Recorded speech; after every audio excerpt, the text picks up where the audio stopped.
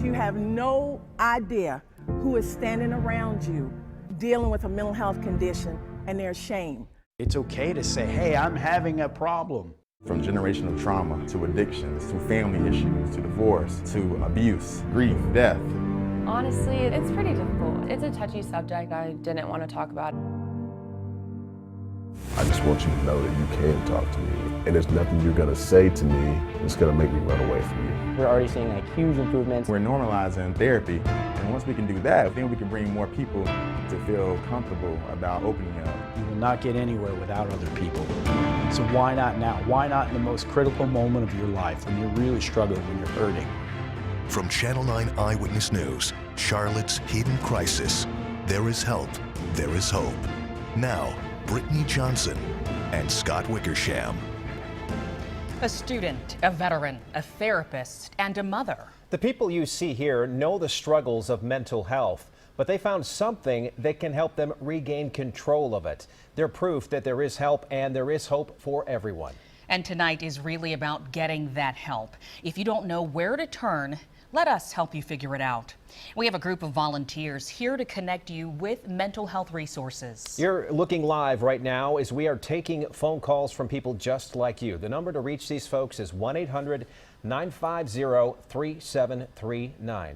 It's a free phone call and it's anonymous. You don't have to give your name. Now, this phone number is going to be scrolling at the bottom of your screen throughout tonight's program. We encourage you, if you have questions, to give our volunteers a call. Now, we start with a place that many of us spend a lot of time these days on: social media. It's flooded with influencers and the best snippets of people's lives, but what you see is not always reality. And that perception of everything being perfect, it can have real consequences, especially on young, developing minds. One high school student shared with Allison Lattis the health issues he developed and how he worked through it. I was 10 years old. Yeah, I was in 4th or 5th grade when I first got on Instagram. That's the Jack Mishy's social media accounts ballooned from there.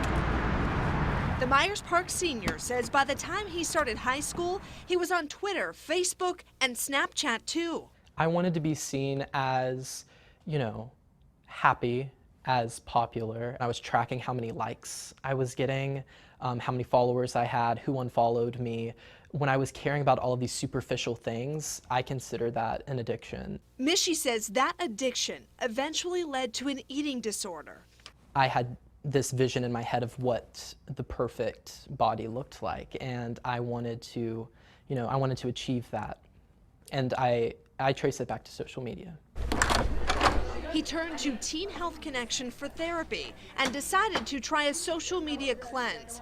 He told me after a week with no logging on, he deleted his accounts. My recovery from my eating disorder happened the same time when I deleted social media, and that definitely helped the process go by so much, easier. It's a very, very low effort, high reward activity. Melanie Hempy is a nurse and mother. She's also the founder of a nonprofit called Families Managing Media.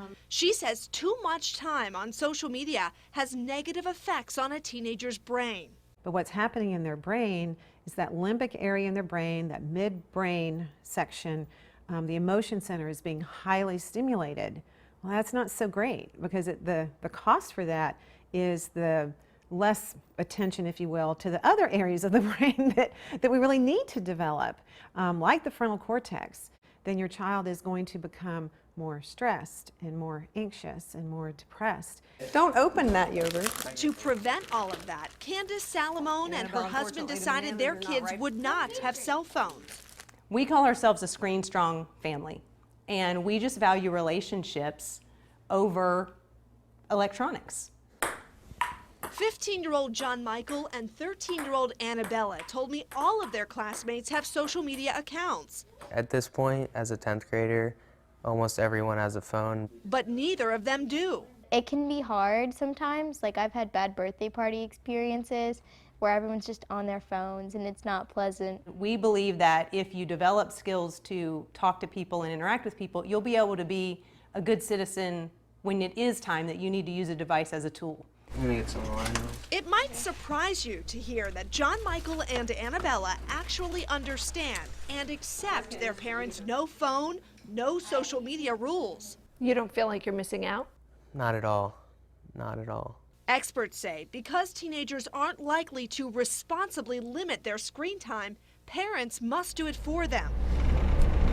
Jack Mischie hopes his personal struggle sends a message to other teens who get hooked on likes and shares. His best advice, ask this before your next post. Active. Are you posting because you're passionate about what you're showing, or it's a memory that you're cherishing, or is it because of status and recognition? And if it's the latter, then, I would suggest taking some time off or a break. We like that phrase, screen strong. It's really something parents need to think about, and there are warning signs that a child is spending too much time on social media. If you're not sure, ask yourself this: is social media or your child's phone the only thing that puts them in a good mood? Do they get upset if you take it away? Or are they hiding it or even using secret passwords? There are some more helpful questions that can help you figure out your individual situation, and we've put them on the WSOC app. A mental health diagnosis can be critical, especially at an early age. Treatment based on that diagnosis can change the course of a young life for the better. Channel 9's Blaine Tollison found a man benefiting from that early treatment. There's a lot to learn about the world, and James Baker enjoys trying to make sense of it all. He likes to solve problems and can read a book in half the time it might take the average person. Other things in life took more practice. I can remember times even when I was younger, just having a hard time just trying to go talk to friends or stuff like that. James is well aware of his diagnosis, often referred to as Asperger's. A common trait of the diagnosis is difficulty with back and forth conversation. I just live not too far away from here. But he did an interview with me in front of lights and a camera, no problem. I'm talking to you or going back and forth here, I don't mind. I always enjoy talking to people. It's critical to note James first learned of his diagnosis in high school. Over the years, he got support from teachers, therapists, and his family. He's now 24, a graduate of Winthrop University, works full-time, and has friends, some with autism traits, whom he met through therapy. It's refreshing, like you're not alone out there.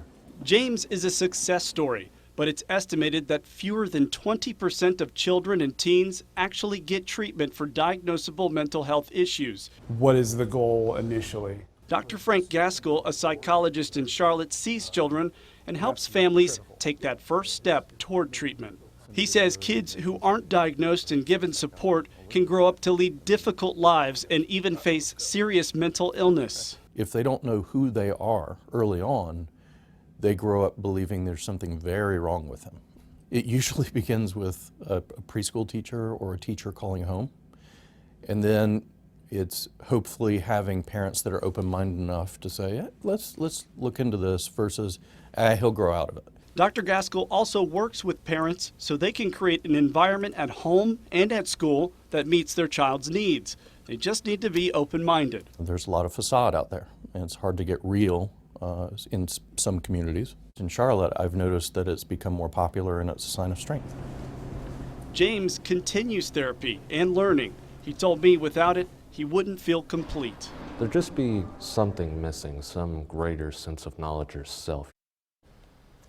Well, Dr. Gaskell recommends all parents get an IQ test for their child as early as age 6. That's for a baseline mental screening. Knowledge is power. Now, if you need help to find mental health resources near you, you can call our volunteers. These are live images there, our phone bank.